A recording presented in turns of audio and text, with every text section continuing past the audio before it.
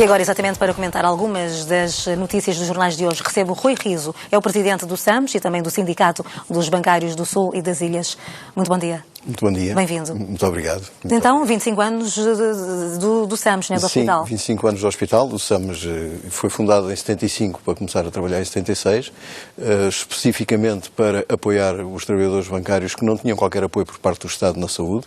Estávamos longe ainda de se concretizar o SNS e os bancários não tinham esse tipo de apoio. E começou logo por fazer uma grande diferença, não é? Fez uma grande diferença no seu progresso e em 94 entendeu-se também fazer um hospital para completar esse apoio. Há 25 anos, precisamente. 25. Já lá vamos. Para já pedir que destacasse então algumas das notícias dos jornais de hoje. Olha, as notícias que escolhi são ambas relacionadas com a banca. Uma pela questão dos lucros da banca, que é bom para todos nós, porque depois de tudo aquilo que ouvimos relativamente ao setor financeiro nos anos anteriores, de que a banca estava muito frágil, que era preciso que o Estado muitas vezes injetasse dinheiro na banca, enfim, todas essas coisas que nós sabemos e ouvimos e nos cansámos de ouvir, e perceber que a banca sai dos prejuízos e tem lucros mais ou menos equiparados com aquilo que tinha antes da crise, são com certeza bons sinais, são bons sinais para a economia, são bons sinais para Portugal, são bons sinais também para os trabalhadores bancários, assim esperemos, porque tem aqui um outro prato da balança, que é a questão da diminuição do número de efetivos na banca e as consequências que isso também tem para todo o país. Porque também a outra notícia que escolhi, para além desta dos lucros da banca e a outra também que se está interligada, é uma questão que existe com a CGD, porque existe um plano para a redução de trabalhadores, e que estará a ter algumas dificuldades porque não é reconhecida como empresa em reestruturação, o que impedirá, ou pelo menos criará alguns obstáculos às rescisões por mútuo acordo que normalmente ocorrem neste setor com a redução. A falar dessa complexidade nas rescisões do Banco Público. Exatamente.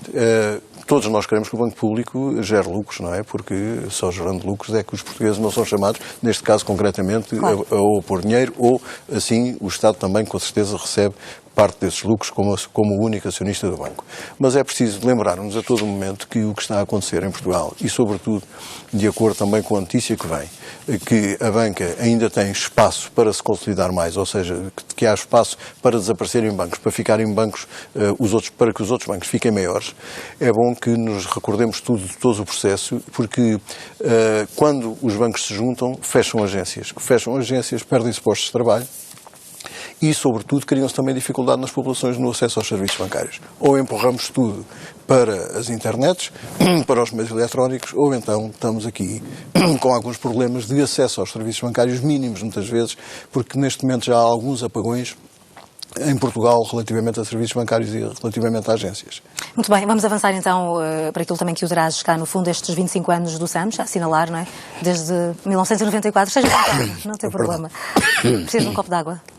Um pouquinho, se calhar. Qualquer coisa foi bem. Engasgou-se. Bom, está melhor? Penso que sim. Mais de 2 décadas depois, o modelo utilizado na altura continua ou não a ser sustentável? A sustentabilidade de um subsistema como o SAMS depende em muito daquilo que é capaz de fazer, nomeadamente no que é capaz de fazer para além do universo SAMS.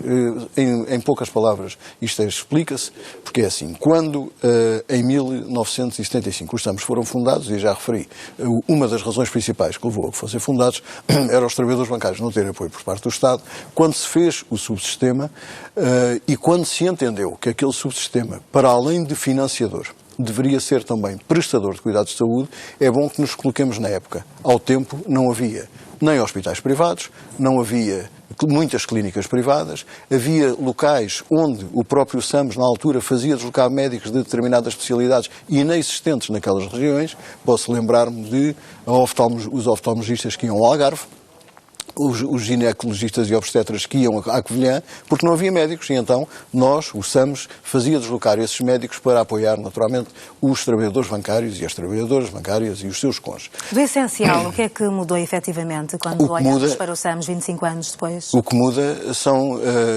por um lado, muito obrigado, por um lado, a diminuição do número de trabalhadores bancários, que tem descido a pique, e obviamente aqui poderia colocar em causa o equilíbrio do sistema financiador, Mas, por outro lado, como nós somos prestadores e somos o único subsistema que é prestador e prestador de relevo, não é ter 2 ou 3 ou 4 ou 5 consultórios clínicos, é também ter um grande centro clínico onde damos mais de 500 mil consultas por ano de 52 especialidades e subespecialidades e um hospital onde se fazem muitas cirurgias, sobretudo em 4 áreas, mas fazem-se todas, cirurgia geral, urologia, oftalmologia e ortopedia, são as áreas, enfim, de maior foco neste momento, mas sempre procuramos sempre adaptar a nossa oferta à procura que temos.